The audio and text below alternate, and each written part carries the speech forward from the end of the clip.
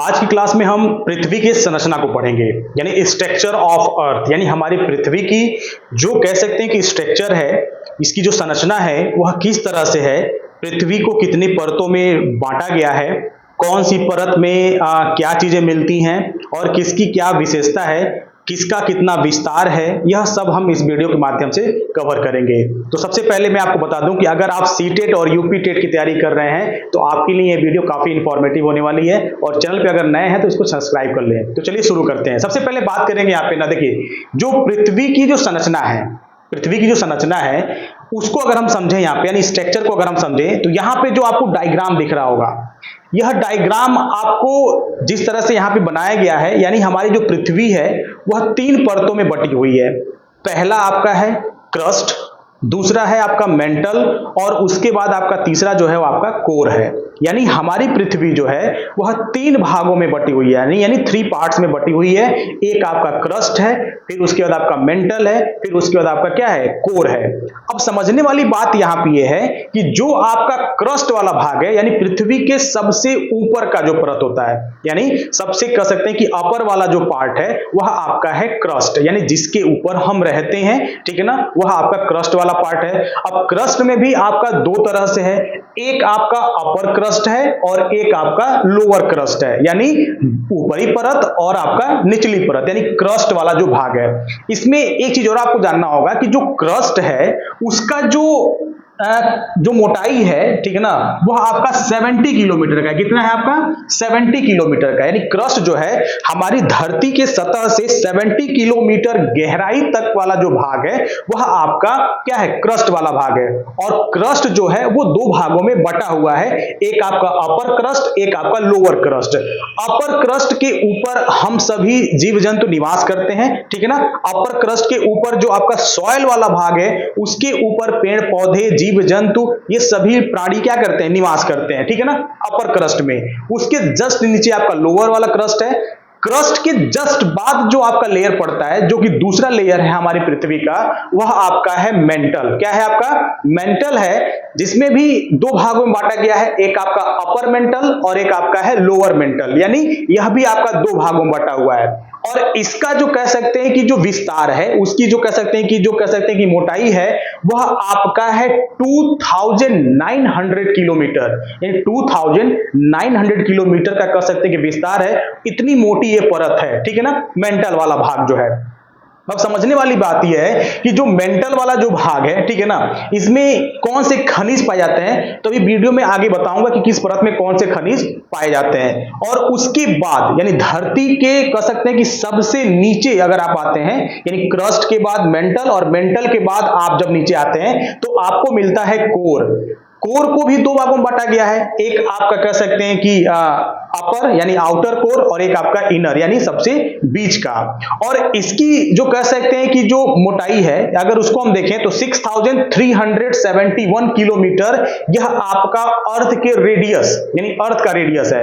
यानी समझने वाली बात है, ये जो स्ट्रक्चर आपको देख रहा है, समझने वाली बात ये है कि अगर आप मार्केट में एक तरबूज खरीदते हैं तो तरबूज वाला क्या करता है, उसको चेक कराने के लिए बीच में से उसको कट लगा के निकालता है, एक स्लाइस आपको काट करके वो निकाल के दिखाता है कि अंदर वो पका है कि नहीं। तो यहां पर जो आपको स्ट्रक्चर दिख रहा है ना, कुछ ऐसा ही है। मान लीजिए आपका अर्थ है, अर्थ आपका गोल है, उसको कट करके इसको निकाला गया, यानी एकदम बीच में से इसको निकाला गया है। इस स्ट्रक्चर में आपको देखने को ये मिल रहा होगा। तो सबसे ऊपर का जो भाग था आपका क्रस्ट था, फिर उसके बाद आपका मेंटल था, फिर उसके बाद आपका क्या है, कोर था। क्रस्ट का जो आपका थिकनेस नहीं कर सकते, मोटाई जो थी वो थी आपकी 70 किलोमीटर की, मेंटल की आपकी थी 2900 की, और आपका जो कोर है वो 6371, ये अर्थ रेडियस के कर सकते हैं कि किलोमीटर के बराबर में आपका आएगा पूरा ये, ठीक है ना।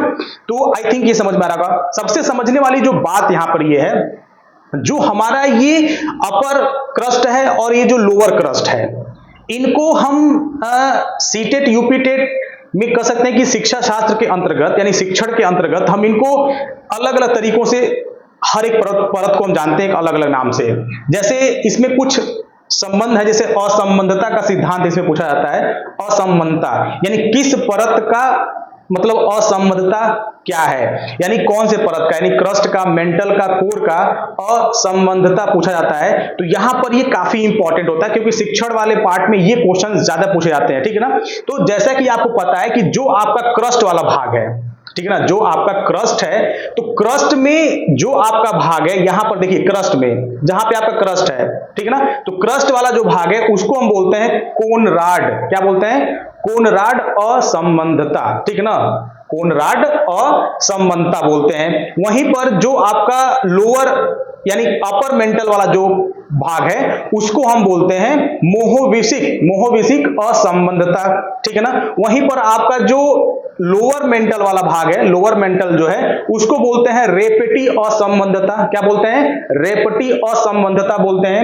वहीं पर जो आपका कोर वाला भाग है, अपर कोर वाला जो भाग है जहां से कोर स्टार्टिंग हो रहा है, उसको बोलते हैं गुटेनबर्ग असंबद्धता, ठीक है ना, गुटेनबर्ग असंबद्धता बोलते हैं। वहीं पर जो आपका इनर कोर है, ठीक है ना, इनर कोर, इसको हम बोलते हैं लेहमैन। क्या बोलते हैं? लेहमैन असंबद्धता। तो ये शिक्षण के मतलब कह सकते हैं कि हिसाब से बहुत ही इंपॉर्टेंट है, क्वेश्चन यहां से पूछे जाते हैं। क्वेश्चन तो यहां से ही बनते हैं, मतलब कि क्रस्ट मेंटल कोर से बनते हैं, बट क्रस्ट मेंटल कोर से क्वेश्चन ये बनेगा कि कौन सा लेयर, क्रस्ट का कौन सा लेयर आपका कोनराड असंबद्धता से संबंधित है, या फिर ऐसे पूछेगा कि जो निचली परत है यानी लोअर क्रस्ट और अपर क्रस्ट के बीच का जो भाग है उसका क्या कहते हैं असंबद्धता क्या है। तो ऐसे क्वेश्चन यहाँ पे बनने के चांसेस रहते हैं, ठीक है ना। तो ये आप नोट कर लेंगे, स्क्रीनशॉट ले लेंगे, उसको कॉपी में ऐसे बना लेंगे आप लोग, ठीक है ना। दूसरी बात अगर हम यहां पे करें, जो सबसे मोस्ट इंपॉर्टेंट ये है कि किस लेयर में कौन सी धातु पाई जाती है, और उसका नामांकन धातु के हिसाब से भी किया गया है। जैसे आपका क्रस्ट वाला भाग है, तो क्रस्ट जो है ना, देखिए क्रस्ट जो आपका पार्ट है नंबर 1 वाला, उसको बोलते हैं सियाल। क्या बोलते हैं? सियाल बोलते हैं। और सियाल जो है वो SI और AL, इसका जो इंग्लिश मतलब कह सकते हैं कि जो लेटर है सियाल का SIAL, सियाल यानी SI से आपका होता है सिलिका और AL से आपका होता है एल्यूमिनियम। यानी फर्स्ट लेयर जो आपका क्रस्ट वाला भाग है वह आपका सिलिका और एल्यूमिनियम से बना हुआ है। यानी इस पार्ट में, यानी आपके क्रस्ट वाले भाग में सिलिका और एल्यूमिनियम की प्रचुरता यानी ज्यादा मात्रा में, यानी ये खनिज आपके पाए जाते हैं कहां पे? आपके क्रस्ट वाले भाग में। सबसे बड़ी बात आपको समझना होगा कि जो आपका सिलिका है उसका यूज क्या होता है। देखिए सिलिका जो होता है ना, उससे आपके शीशे बनते हैं। शीशा जो होता है ना, ग्लास, यानी ग्लास मेकिंग में इसका यूज ज्यादा होता है। एल्यूमिनियम आपको बॉक्साइट से बनता है, जो बिजली के तारों में यूज किया जाता है, और भी बहुत सारे बर्तन बनाए जाते हैं, और भी बहुत सारे यूजेज है इसके।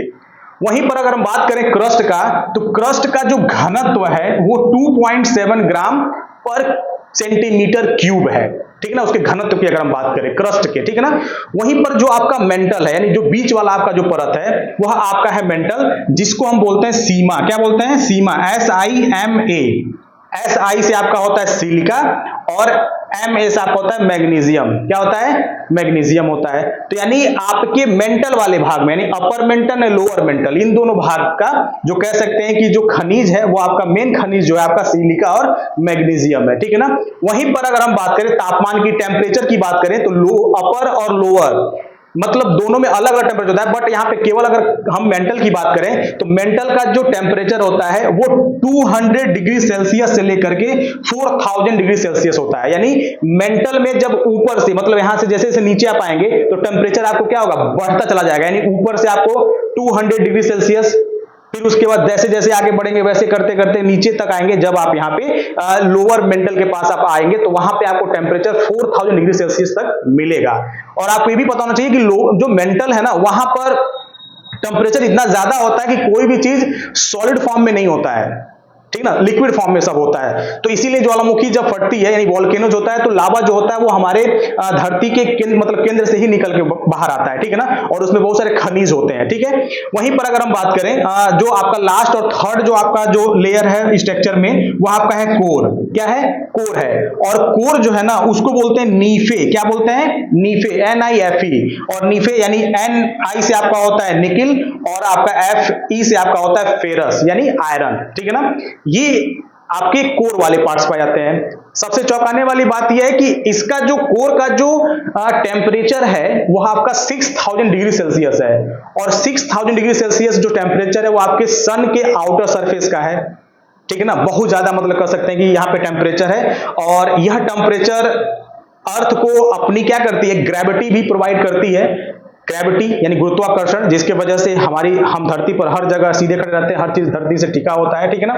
तो ये आपका पूरा का पूरा कह सकते हैं कि जो स्ट्रक्चर था अर्थ का, ठीक ना, इसकी क्या बनावट थी, किसकी कितनी कह सकते हैं कि थिनेस्ट कितनी मोटाई है, किस परत में कौन सी खनिज पाए जाते हैं, और किनकी मतलब किनको किस असमानता के नाम से जानते हैं, यह सारी टॉपिक आपके इस वीडियो के माध्यम से था। तो आई थिंक यह वीडियो काफी इंफॉर्मेटिव होगी। तो अगर आपको इंफॉर्मेटिव लगी होगी तो चैनल को सब्सक्राइब कर लीजिएगा, बेल आइकन दबाना बिल्कुल ना भूलिएगा, जिससे कि अगला वीडियो जैसे ही मैं अपलोड करूं आप लोगों को इसका नोटिफिकेशन मिल जाए, ठीक है ना। ठीक है, धन्यवाद।